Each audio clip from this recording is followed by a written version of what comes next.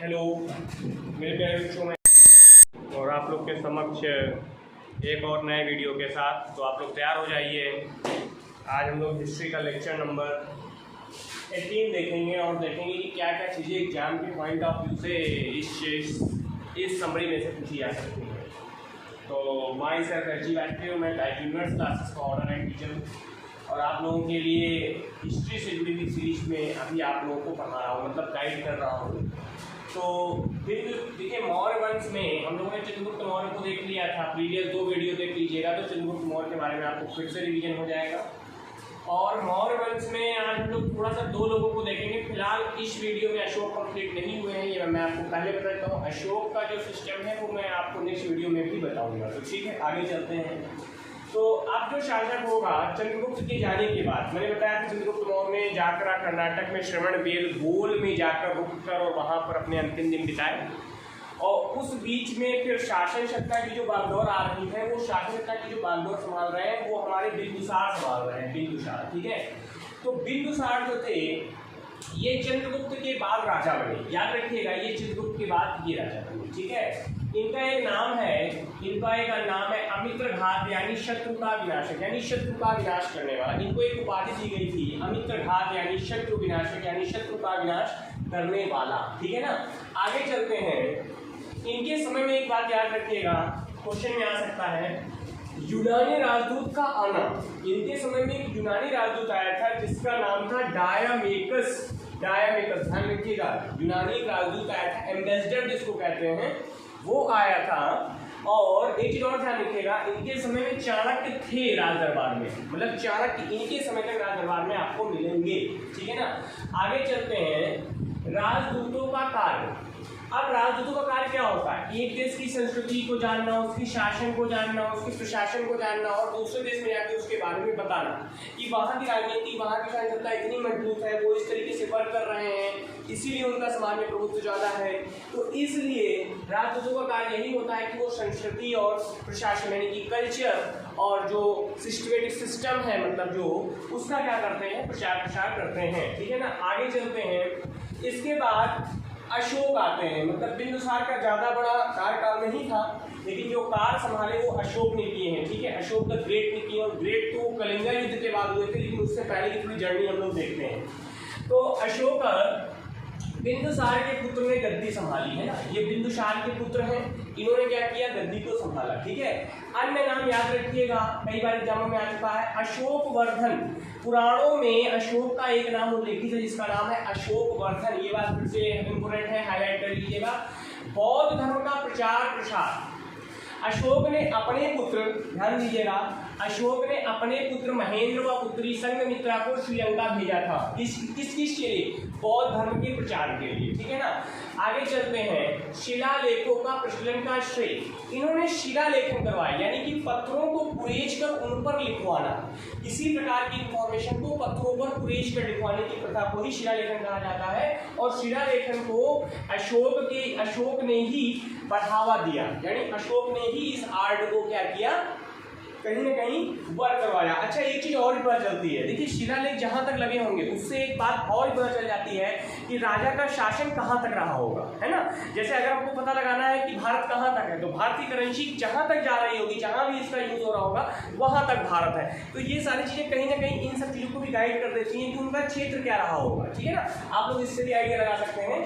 अशोक का 7वां शिलालेख सबसे लंबा, ये क्वेश्चन आ चुका है, पूछा जा चुका है पीसीएस एग्जाम में, ध्यान रखिएगा, जिसमें सभी संप्रदायों के लिए सहिष्णुता की बात कही गई है। मतलब सभी संप्रदायों के लिए प्रेम भावना रखना, सभी का सम्मान करना, इस बात का उल्लेख अशोक के 7वें शिलालेख में, जो कि सबसे लंबा, दिस इज द लॉन्गेस्ट शिलालेख है वो एक तरीके से।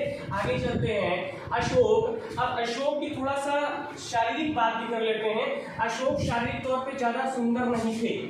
कहते हैं कि स्त्रियां इनको पसंद नहीं करती थी। एक बार तो एक कहानी मैंने पढ़ी थी, उसमें लिखा हुआ था एक किताब में कि एक बार तो कुछ स्त्रियों ने इनको बदसूरत कह दिया, तो उस इलाके में 100 स्त्रियां लगभग रहती, तो सबको इन्होंने जलवा दिया था, मतलब जला दिया था आग से और मरवा दिया सबको। तो कहीं ना कहीं अशोक अपने शरीर से थोड़ा टेंशनाइज मान सकते हैं कि रहते होंगे, क्योंकि अशोक का शरीर उतना अच्छा नहीं था, सुंदर नहीं थे अशोक, ठीक है ना। आगे चलते हैं। कलिंग युद्ध। कलिंग युद्ध की बात करें तो ये 261 ईसा पूर्व जीवन में निर्णायक मोड़ लाया था। मैं पहले आपको बता देता हूँ। देखिए कलिंगा जो भाग है वो भारत के नीचे वाले पोर्शन में, जो भारत का नीचे वाला पोर्शन है, ये जो भारत का नीचे वाला जो पोर्शन है, ये जो भारत का नीचे वाला ये जो साउथ का पोर्शन है, ठीक है ना, मैप ज़्यादा बढ़िया नहीं बन रहा है, जो मैप में जो साउथ नीचे का पोर्शन है दिस इज द कलिंगा, ठीक है ना। तो ऊपर पूरे फील्ड में, भारत के ऊपर के पूरे भाग में, ऊपर जितना भी भाग था उस पर लगभग अशोक का शासन हो चुका था। लेकिन अब वो ये सोच रहे थे कि अगर मैं कलिंगा पर भी शासन कर लूँ तो कलिंगा से अच्छा राजस्व मिल सकता है, यानी अच्छा कर लिया जा सकता है और जिससे अपने राज्य का शासन सत्ता को काफी मजबूत किया जा सकता है, ठीक है ना। तो इसी लालच में से उन्होंने क्या किया, कलिंगा युद्ध किया था। और ये कब हुआ था, 261 ईसा पूर्व हुआ था और जीवन में निर्णायक मोड़ भी लाया। कहा जाता है इससे पहले अशोक बहुत ही क्रूर थे, बहुत ही निर्दयी थे। उन्होंने सारे युद्धों में मतलब सबको हराया, है ना। आगे भी देखिए क्यों ये क्रूर थे, थोड़ा सा इस पर भी पहले बात कर लेते हैं। प्रारंभ में काफी क्रूर शासक थे, अपने सभी भाइयों को मरवा कर गद्दी हासिल की थी। मतलब जितने भी इनके भाई थे वो शासन करना चाह रहे थे कि हम भारत में शासन करें, लेकिन उन्होंने क्या किया, अपने सभी भाइयों का क्या किया, पराभव कर दिया और अपने आप को गद्दी पर बैठाया, है ना। आगे चलते हैं। एक बात और ध्यान रखिएगा, बारबर की पहाड़ियों को कटवाकर चैत्यों का निर्माण करवाया, है ना। ये बहुत ध्यान रखिएगा, बारबर की पहाड़ियों को कटवाया और चैत्यों का निर्माण करवाया। वेरी इंपॉर्टेंट फैक्ट मैं आपको बता रहा हूँ, ठीक है। आगे चलते हैं। पश्चिमी देशों में बौद्ध धर्म का प्रचार प्रसार करने के लिए अशोक स्वयं भी बौद्ध धर्म को मानते थे और इन्होंने पश्चिमी देशों में भी बौद्ध धर्म का प्रचार प्रसार किया। पूर्वी पश्चिमी देश कौन से होंगे भारत के, यानी पाकिस्तान, अफगानिस्तान। तो इन देशों में भी जो बौद्ध धर्म का प्रचार प्रसार किया है वो अशोक ने ही उस समय करवाया था। आगे चलते हैं। इनके बाद बौद्ध धर्म का आक्रोशात हुआ, मतलब जब अशोक का समापन हो गया, अशोक का कार्यकाल समाप्त हो गया, तो उसके बाद कहीं ना कहीं बौद्ध धर्म को वो प्रभुत्व नहीं मिला जो उस समय मिल रहा था जब अशोक शासन में थे, है ना।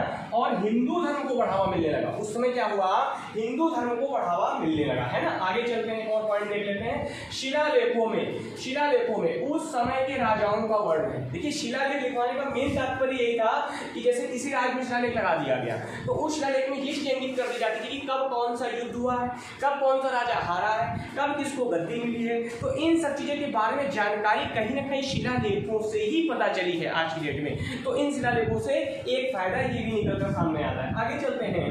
सारे भाग जीते थे, ध्यान दीजिएगा, भारत के लगभग सारे भाग जीत लिए गए थे। अगर हम दक्षिण भारत की बात कर दें, साउथ का पार्ट छोड़ दें, नॉर्थ ईस्ट वेस्ट पूरा अशोक का ही था एक तरीके से, बस ये थोड़ा सा साउथ का पार्ट, क्योंकि कलिंगा जीत लिया तो ये भी हाथ में कहीं ना कहीं आ गया। तो साउथ में शुरुआत में नहीं हाथ में था, बाकी सब कुछ उनके शासन में था। सारे भाग जीते थे। भारत में अशोक ने, ठीक है ध्यान रखिएगा, कलिंग से राजस्व प्राप्त करना, मैंने अभी आपको थोड़ी देर पहले ही बताया कि कलिंग से जो राजस्व यानी टैक्स के लिए, यानी अपनी शासन सत्ता को और मजबूत करने के लिए ही आक्रमण किया गया था, है ना।